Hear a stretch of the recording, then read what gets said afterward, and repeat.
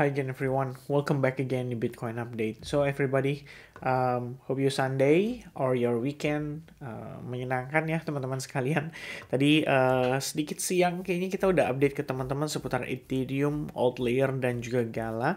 And then kemarin kita update seputar Wormhole, Manta dan juga Portal. Semoga informasi yang saya deliver di kedua video tersebut bisa memberikan update tambahan buat teman-teman terkait dengan koin-koin yang mungkin jadi koin kesayangan kalian. Alright, teman-teman sekalian, untuk Bitcoin update ini saya akan mulai dari economic calendar dulu. Jadi buat teman-teman tahu kalau minggu ini itu akan ada minggu dengan pergerakan yang volatile pada sekitaran hari Jumat ya. Di situ akan ada non-farm payroll, unemployment rate, dan juga average hourly earning. Ini udah pasti lumayan signifikan juga guys buat pergerakan daripada Bitcoin, karena laporan data pengangguran ya itu harusnya menjadi salah satu faktor yang sangat diperhatikan juga oleh anggota The Fed, atau lebih tepatnya Jerome Powell di sini.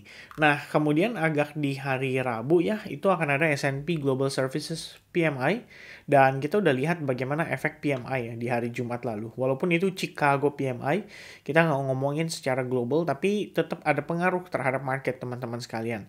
Nah, good news-nya adalah kalau saya recap sedikit, ketika closing pada minggu lalu, S&P 500 itu closing dalam keadaan bullish jatuhnya.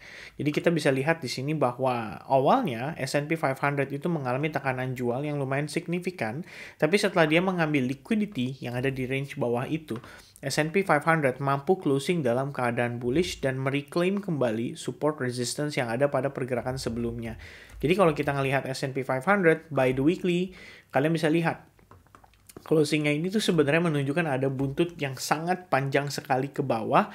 Seakan-akan di sini hanya mengambil likuiditas saja dan kemudian kembali rebound dan menguat lagi, serta closing pada weekly-nya itu kecenderungan kembali dalam keadaan bullish. Kenapa saya katakan demikian?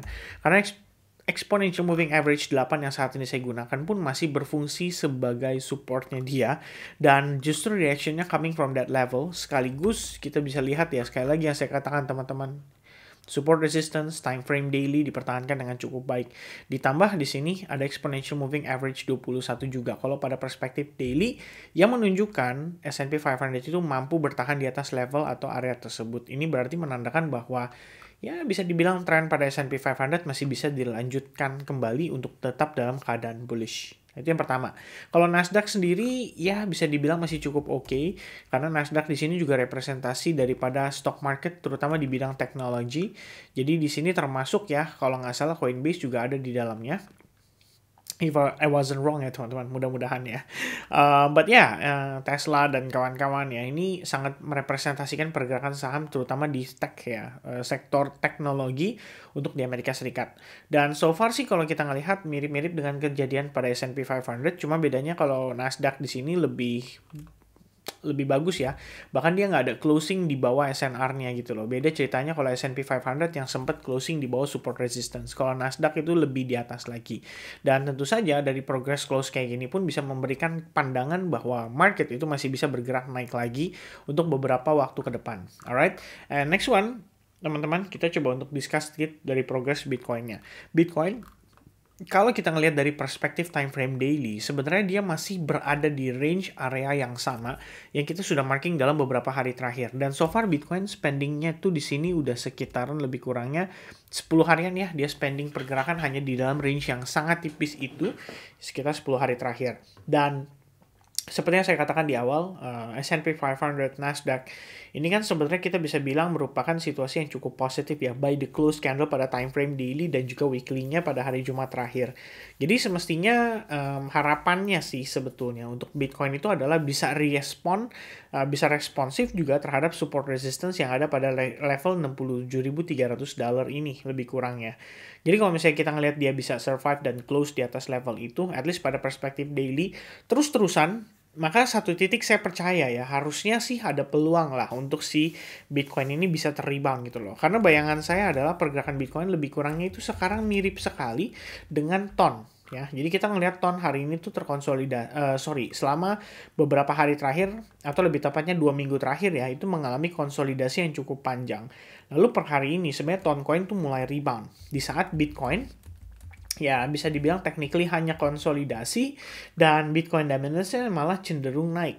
Jadi sebenarnya menurut saya cukup menarik kalau ngeliat progres pergerakan market hari ini.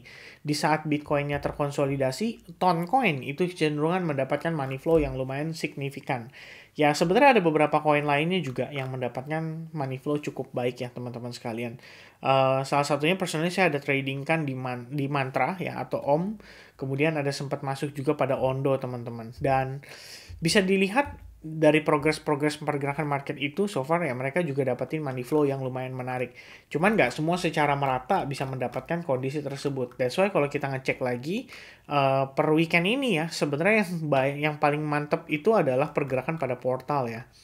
Eh, Portal ya dan sektor gaming lainnya. Kalau kita cek di sini beberapa sektor gaming itu dapat money flow cukup signifikan. Dan yang luar biasanya adalah salah satunya adalah Evo yang juga dapat kesempatan untuk mengalami rebound cukup signifikan. Selebihnya kalau kita cek ya dari sektor gaming ya, kita punya Pixel nanjak cukup signifikan, Portal juga nanjak cukup signifikan. Ini kalau teman-teman follow up based on video sebelumnya ya, saya pas banget ini ngebahas tentang Portal dan kalian notice ya kalau kalian perhatikan ini terbentuklah si ascending triangle. Per breakout itu sebenarnya kita inform ke teman-teman kalian kalau memanfaatkan bisa aja gitu ya istilahnya untuk menjadikan kesempatan itu sebagai setup untuk long pada si portal and pas banget breakout langsung ya nanjak impulsif udah ngejar langsung sampai ke 3,5 R which is ya quite good ya so far. Dan itu salah satu yang dapat money flow. Jarang-jarang nih GamingFi ya, setelah sekian lama akhirnya mereka baru dapat money flow dan pergerakan yang cukup signifikan. Nah, sementara yang lain ya beberapa masih struggling gitu loh. Kayak misalkan Gala di sini, kita ngelihat ada opportunity yang juga cukup menarik. But then ya it's not moving ya so aggressively seperti beberapa alts yang GamingFi lainnya. Ketika sebagian dari mereka bergerak cukup signifikan. Ya itu more or less-nya. Jadi gimana Vin untuk Bitcoin? Ya sebenarnya kalau Bitcoin closing weekly, ya ini masih sejalan dengan previous update kita pada saat live streaming. Saya sampaikan kalau week candle ini punya arti gitu ya. Ini menandakan bahwa Bitcoin nggak akan gampang untuk dia breakout dari high point itu. Kemungkinan akan ada proses pembuatan, maksudnya proses drama yang berlangsung seperti building order, fake out atas, fake out bawah, dan lain sebagainya. Atau mungkin untuk weekly close minggu ini memang kita diajak untuk dia cenderung flat saja. Dan yang perlu teman-teman pahami lagi, ingat teman-teman, ini kita baru berjalan sekitar 3 hari ya di bulan Juni. 2 hari malah lebih tepatnya ya. Dan 2 harinya itu adalah Sabtunya di tanggal 1 dan Minggunya di tanggal 2. Jadi per hari ini ya, lebih tepatnya per hari Senin ini, ya market baru mulai ada pergerakan lagi karena ya New York juga baru open, institusi juga baru mulai transaksi gitu loh kan. Jadi kayak si bulan Juni itu sebenarnya kayak belum bisa diambil kesimpulan ya kira-kira marketnya mau dibawa kemana gitu loh teman-teman. Kalau misalkan acuannya berdasarkan monthly, ya so far so good gitu kan. Tapi kalau misalkan baru mengacu pada weekly dan kita ngelihat pergerakan minggu ini juga flat banget, nggak terlalu banyak aktivitas, ya sebenarnya kita nggak bisa jadikan ini sebagai acuan dulu teman-teman. Kenapa? Karena volume transaksi yang cenderung kecil itu berarti membuat yang namanya technical analysis itu cenderung terinvalidasi atau cenderung tidak terlalu efektif. Nah, untuk saat ini, selain saya melihat ada kecenderungan dia membentuk yang namanya falling wedge ya, at the same time sebenarnya kita juga bisa lihat ya bahwa descending triangle pattern itu terbentuk gitu loh. Which means sebenarnya ada probabilitas juga untuk Bitcoin pada akhirnya nanti mengalami penurunan terlebih dahulu sebelum melanjutkan reboundnya atau penguatannya gitu kan. Dan seperti yang kita udah bahas di previous video juga, kalau memang Bitcoin harus terkoreksi turun ya, saya berpikir bahwa di sini ada area imbalance yang kemungkinan bisa direvisit oleh Bitcoin. Tinggal pertanyaannya adalah ini kita bakal breakdown atau breakout. Dan biasanya kalau di hari Senin itu cukup tricky. Jadi saran saya ya sebetulnya untuk teman-teman yang aktif transaksi ya agak mengurangi portion lah kalau saya bilangnya. Atau frekuensi dulu untuk saat ini. Terutama karena minggu ini ada NFP. Dan juga pergerakan marketnya sendiri juga cenderung flat banget ya. Kalau kalian lihat hari ini tuh sebenarnya Bitcoin menurut saya menakjubkan ya. Menakjubkan dalam tanda kutip, konsolidasi turun, naik, habis itu balik turun lagi. Ya kalau sekilas sih bisa aja kita bilang ini kayak wah ini jangan-jangan breakout nih ya. Dan ini adalah proses retestnya nih terhadap area order block. Misalkan seperti itu teman-teman.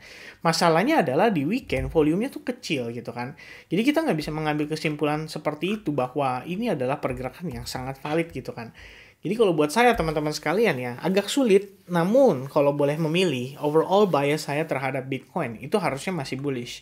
Why? Simple reason teman-teman. Balik lagi ke S&P 500.